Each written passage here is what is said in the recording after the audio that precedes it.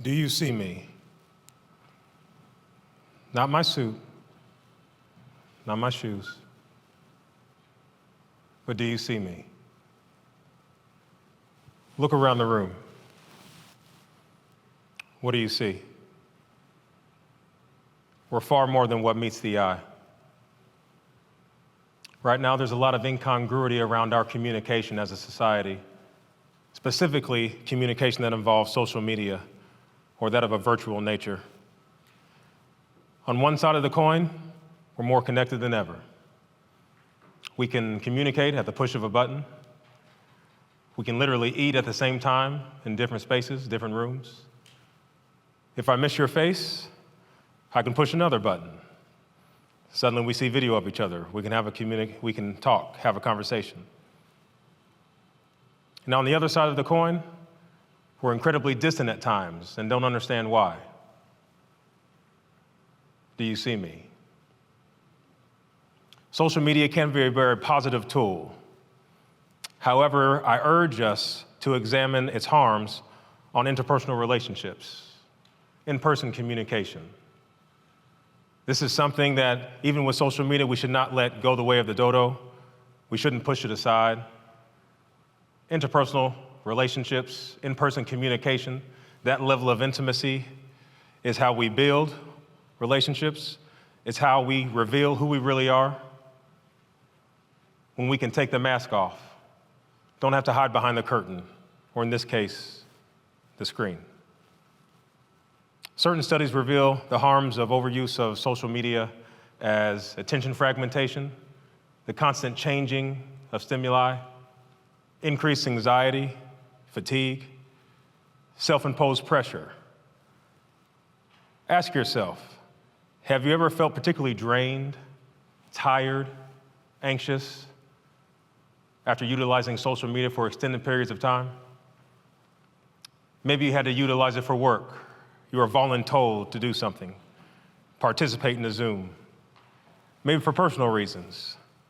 How did you feel when you finally closed the screen, pressed the leave meeting button?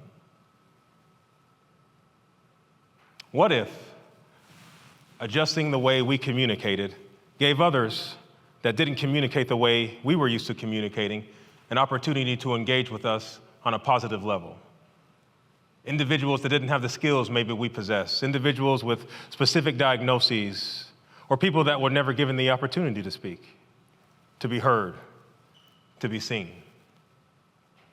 to be comfortable with what they had to say. I can vividly remember what was at that time one of the most uncomfortable places for me as a young child. Don't do that, no, it wasn't PE. It was a dimly lit room with a large circular table that appeared to take up most of the space, loose papers, books, charts cluttered the table. It was my speech therapist's office. Can you imagine how daunting a speech therapist for a third grader? Her task was to help me relax so that at that time my intrusive stutter was not aggravated by pleasant excitement, anxiety, anger. Through close examination, through study of me, through patience, guidance, she helped me go from that intimidated child that didn't want to talk because of the stutter, but had something to say, from hiding, going around the corner, not wanting to be seen, going into a separate room from my classmates, to literally leaping at the opportunity to engage with others in person. She saw me. She recognized that I had something to say. I just needed help articulating it. That's the power of in-person communication.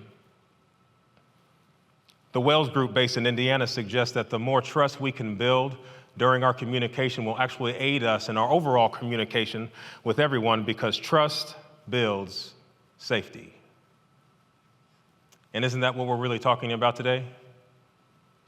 We don't always feel safe communicating online or in a virtual space. I can't say this, I might get fired. I can't share that, they won't like it. How do I word this so I don't get blocked? anxiety. We find ourselves reclusing, not wanting to share who we really are, keeping the mask on, creating distance between ourselves and others. What's your point, Goldie? Close the laptop. Put the tablet down. Remember what it is to engage in active listening. I used the skills that she taught me in brain and spinal cord injury rehab. I had the opportunity to work with individuals who experienced significant brain injury, individuals that had to learn how to communicate all over again. Some people could only utter whispers. Others had to point at what they wanted to convey an idea. Some preferred physical touch. It was during these in-person, intimate moments that we were allowed to study one another, learn from one another, and ensure that both parties, or all parties involved, were seen, heard, and felt safe, felt validated. I've used these same skills in law enforcement, as an insurance professional. I'm using them right now. We all have something to say. Don't you want to be heard? Don't you recognize you're more than your LinkedIn photo? More than your Instagram handle? More than your last Facebook post?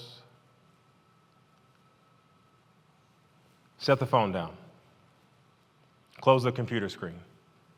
I'm not suggesting we stop using social media, quite the contrary. I'm just suggesting that we recognize the importance of in-person communication, the things it can't replace, the intimacy it can't replace, the honesty it can't replace, that can't be replaced with a computer screen. Take the mask off. I have something to say. I have something that you need. You all, each and every one of you, have something that I need. I challenge you to invite someone to the table. Have an honest conversation.